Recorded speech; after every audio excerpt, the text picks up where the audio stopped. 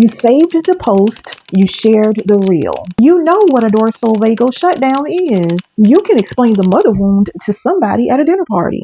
You've cried in therapy, you've journaled, you've prayed. Girl, you've done all of it. And you're still in the same pattern.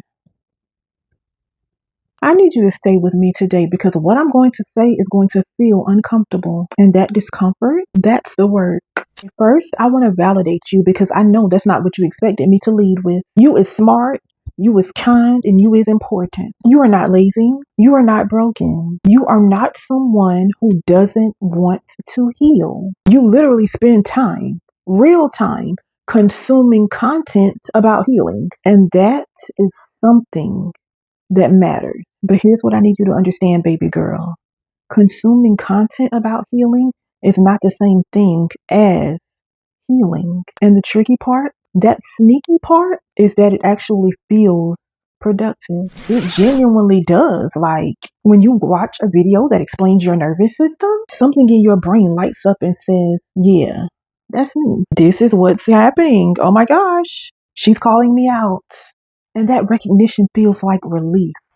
That relief feels like progress. But recognition is not transformation. You can know exactly why you shut down when someone raises their voice and still shut down. You can understand where your people pleasing comes from and still say yes when everything in you is saying no. Knowledge tells you what is happening. It does not, by itself, change how your body responds. Baby, I had a PhD in understanding my trauma and a kindergarten diploma in actually living different. I knew all the words. I had the language. I just still flinched. So why does the binge continue? Because it feels safer than actually doing the thing. Watching a video about boundaries is more comfortable than setting one with your mama. Reading about the mother wound is easier than having the conversation you've been avoiding for 15 years. Learning about survival mode is less terrifying than actually stepping out of it.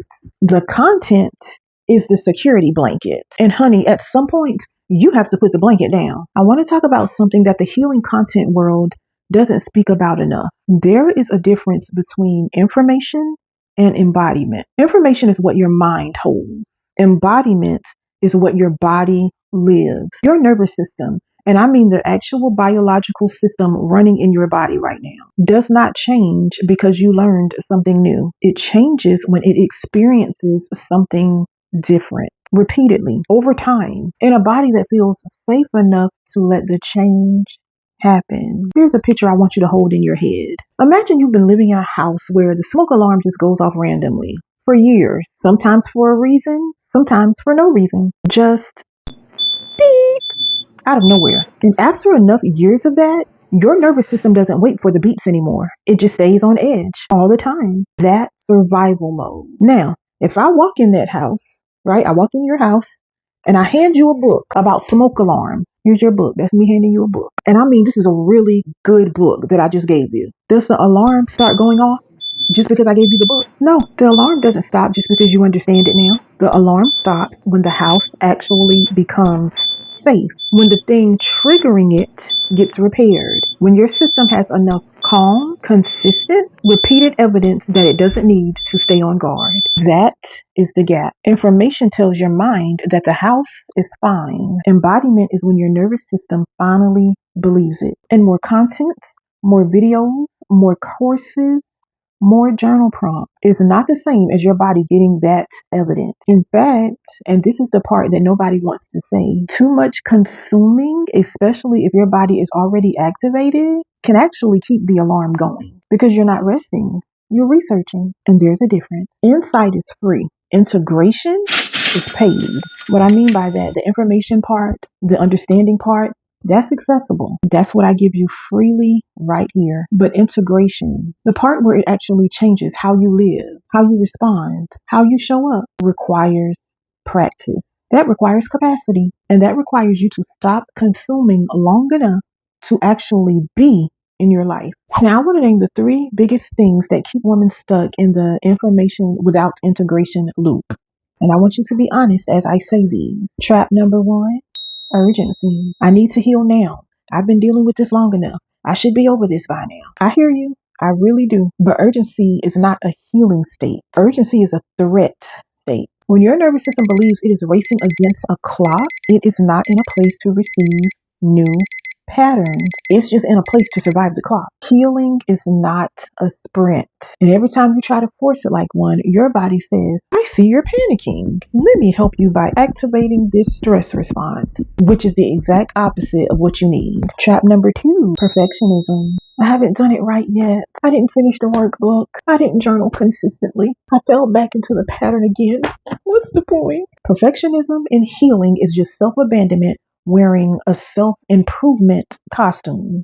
You are not a project to be completed. You are a person learning to live differently after spending years surviving. That is not a process that has a clean finish line and a gold star at the end. Every time you decide to try again, even imperfectly, that's the work. Trap number 3, the fixing mindset. This one is deep. Stay with me. A lot of us came into healing work thinking something is wrong with me and I need to fix it. And I understand where that came from, especially if you're a woman who grew up in church environments where everything about you was just a problem to solve. But your nervous system's response to what you went through is not a malfunction.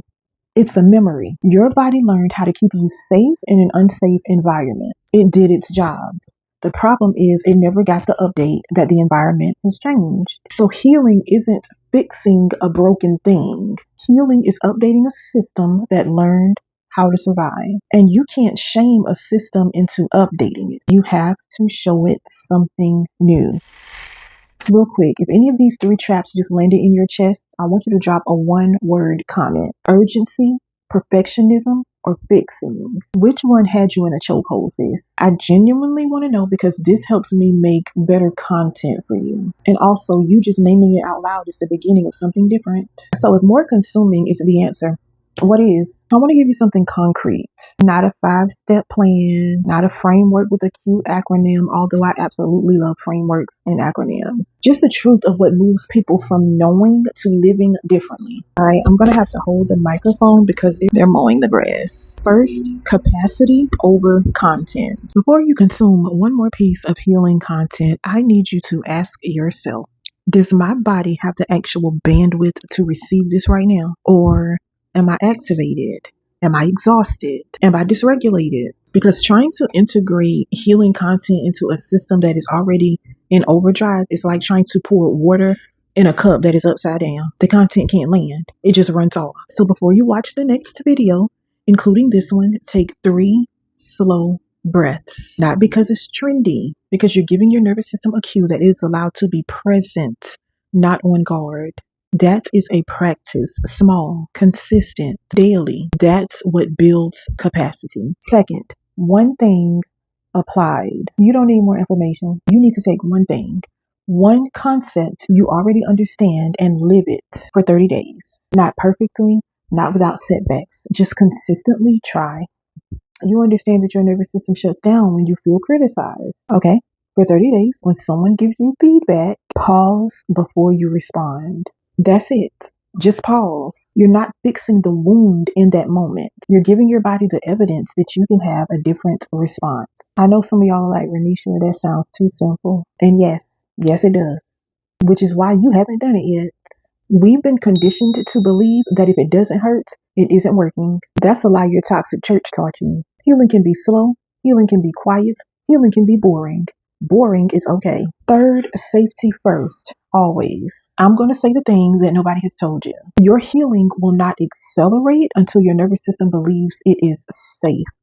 Not safe to be perfect. Not safe to be healed. Just safe enough to exist. To exist in your own body without being a constant emergency. That safety comes from consistent, small experiences your system can track over time. Safe relationships, moments of rest that your system actually feels, boundaries that get honored, not just set, spiritual connection that doesn't feel like a performance. And sometimes it means stepping away from content that is constantly reactivating you, even good content, even helpful content, because you need your nervous system to have a moment where healing is not the main task, where you are just alive, and that's enough. As a woman who survived a toxic mother, abuse in the church, and years of rejection. I know what it's like to understand everything about your trauma and still not be free. I know what it's like to consume until you're exhausted and then wonder why the pattern won't break.